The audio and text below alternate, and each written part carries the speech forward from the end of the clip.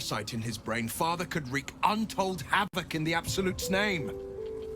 Should Baldur's Gate fall to the Absolute, every one of the coast cities will be ripe for the plucking. We're not just fighting for our cure, we're fighting for my father. We're fighting for the Gate. We're fighting for all of Faerun. Worm's Rock Fortress. All travelers to Baldur's Gate flow through it. It serves as headquarters for the Flaming Fist, and their commander, my father. The Absolute's army's on the march. Gods forbid a tadpoled Grand Duke throw open the gates for them.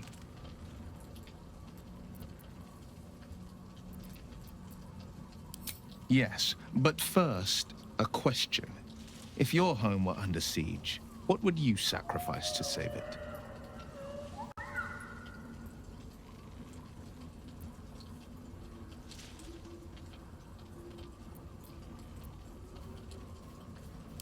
It is. And I did. I was 17.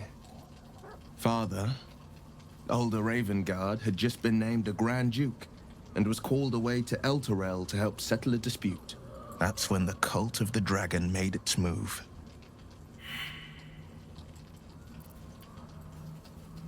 A religion devoted to conjuring the most evil of goddesses, the dragon Tiamat.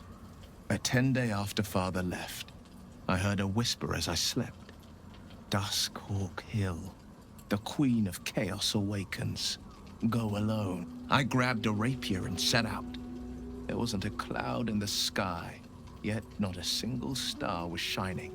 There they were, gathered at the foot of the hill. Your head tingles. Will wants to show you what happened.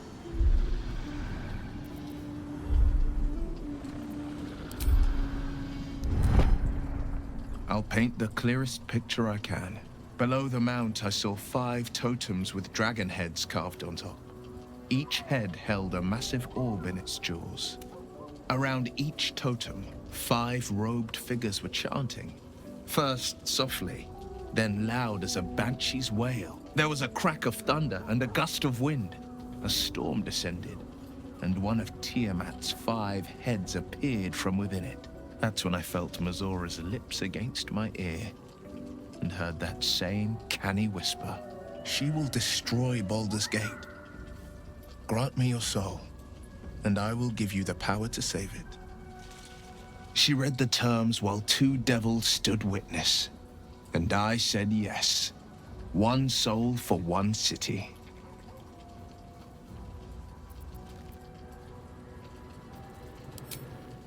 She didn't. She came on order of her mistress, Zariel. Tiamat made a play for power. Zariel had other plans. That was the most Mazora's ever said. All that mattered was that she got her prize. Another pet added to her warlock menagerie.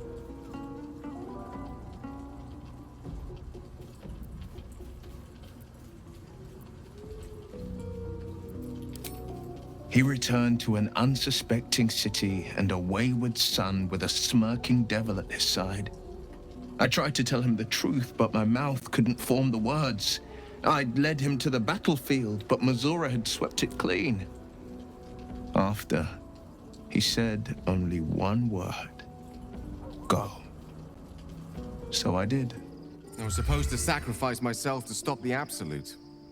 Yeah, I don't think I could have gone through with it, in truth.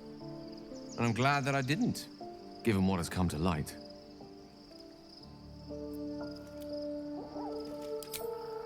Hardly. I'm more than glad to leave that place behind. The Elder Brain. But, more importantly, the crown that it wore. Even without seeing it for myself, I could sense it. Netherese magic. So pure, so complete. I doubted what I was feeling at first.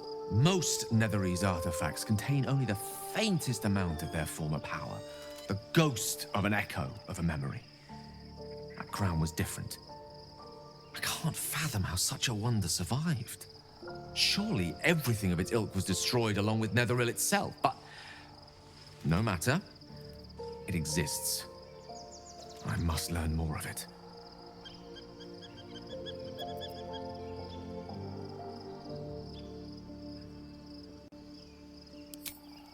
crown sits on a gargantuan elder brain bent on destroying us and everything we hold dear. Understanding its true nature might unlock the means of our victory. We need to learn more about what we saw. An artifact as powerful as that crown must have been documented somewhere.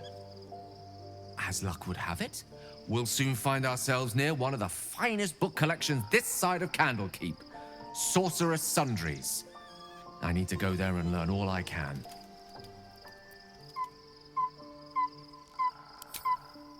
Indeed. The journey awaits. One foot in front of the other is tried and true, I find. Their collection of rare tomes is unparalleled. Nethery sects are hardly commonplace, but I'm certain they'll have one or two stashed away. You'll have to forgive my eagerness, but if my suspicions prove to hold water, this could be the answer to all our problems.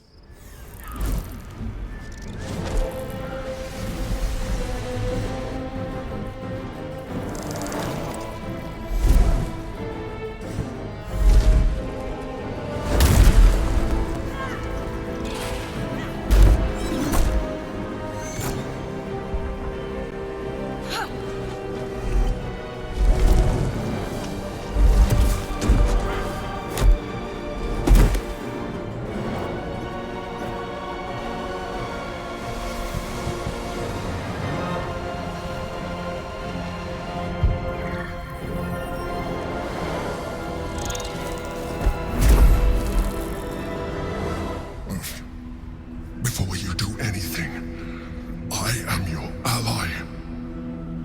We are in danger. Gale abomination! By the one true sky, what is this madness? The Githyanki is the source of our protection against the Absolute. I must subdue him, or everything we've worked towards is lost. Don't let my form deceive you. I am the one that's been protecting you.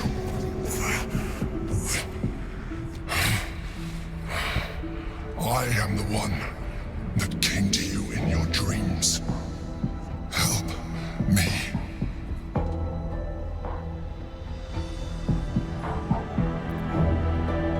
I am the reason you are free.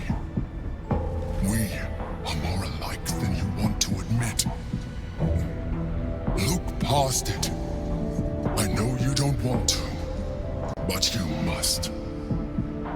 Now, help me.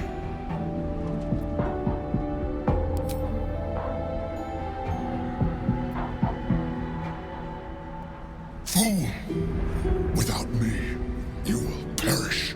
Labored breaths resound like a death knell in your mind, tolling for the end of all hopes of survival and freedom. With startling clarity, you realize the Mind Flayer was telling the truth. If it dies, so do you.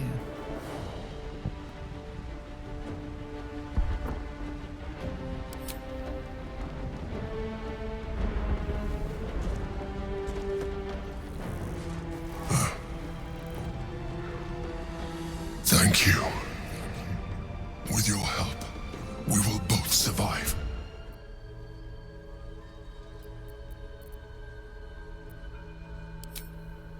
Prince Orpheus, son of the first leader of the Githyanki. Orpheus? Impossible! He was slain by Justil Kithrak himself. Quite possible, I assure you.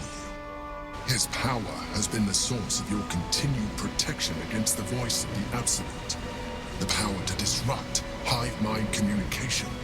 It is the same power that enabled Orpheus's mother to bring about the fall of the Illithid Empire eons ago. A power she passed on to him, and that I leveraged for you. When Orpheus's mother left, a usurper took her place. Vlaakith declared herself queen of the Githyanki. Vlaakith wanted his power, but Orpheus rose against her, and so she sealed him and his honor guard within this prison. Bound by infernal chains, Orpheus could never leave. Bound by duty, His guard never would. They were close to breaking my hold on that prince. And if they had succeeded, we would be lost. I am relieved. You have embraced your potential enough that you could help me eliminate them. Alone, Orpheus will be much easier to control.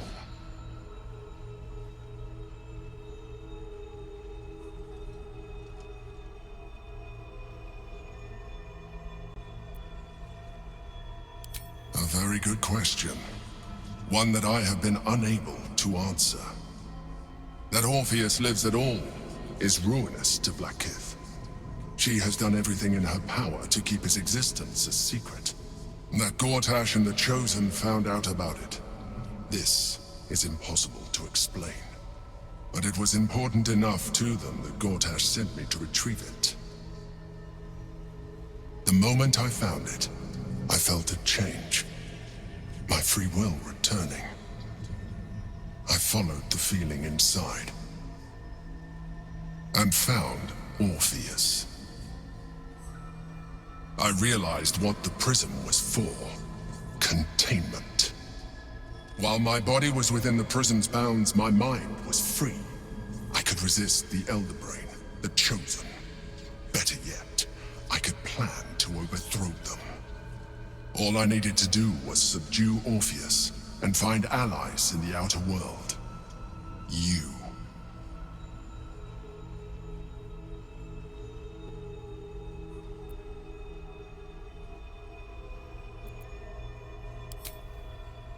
Most certainly Orpheus. He is a threat to her reign.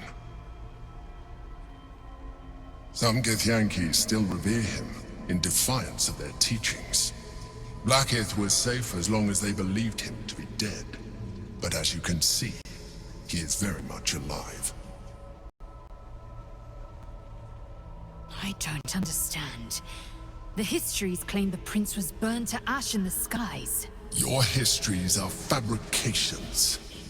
The prince was not killed. As you can very well see, he was imprisoned. She kept him this way because she was reluctant to eradicate such power. Power that she might one day wish to take from him. If the Githyanki ever find out what she has done, there will be civil war. Blackith will be finished.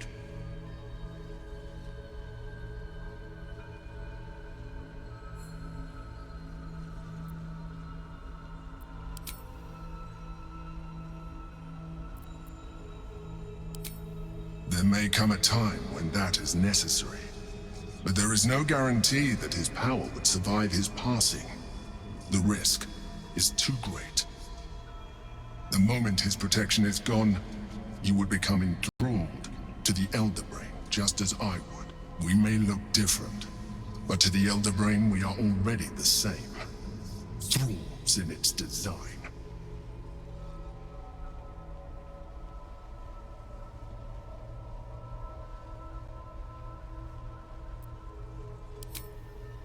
You are already more illithid than you realize. It has improved you. You seek to reverse an inevitable process. A process of evolution.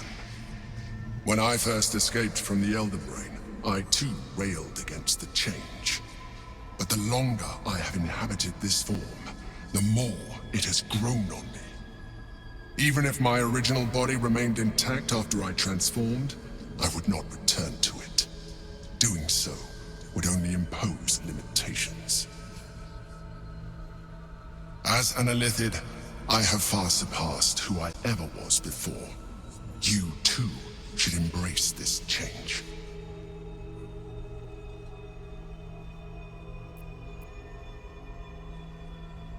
I believe we'll have a better chance of defeating the Elder Brain if you embrace your latent illithid potential. I've been studying you for a while now. I believe I can trigger the next stage of your tadpole's life cycle, while continuing to preserve your independence. You have seen what I can do. Imagine yourself with the same strength, the same intelligence, the same devastating beauty. If you let me, I can evolve you.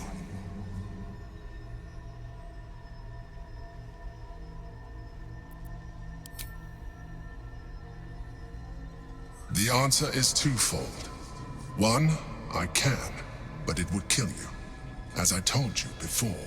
Two, why would I? You have done well with the limited form you have, but you would do far better as an illithid. So, do you wish to evolve or not?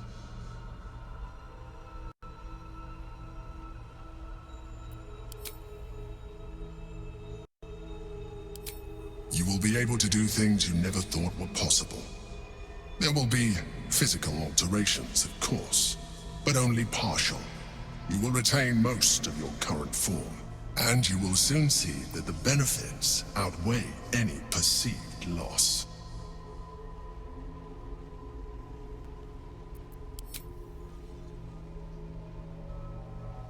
I understand. Let us hope then that your present self will be sufficient to deal with 3 gods of death and a giant magically enhanced elder brain. But in case you change your mind...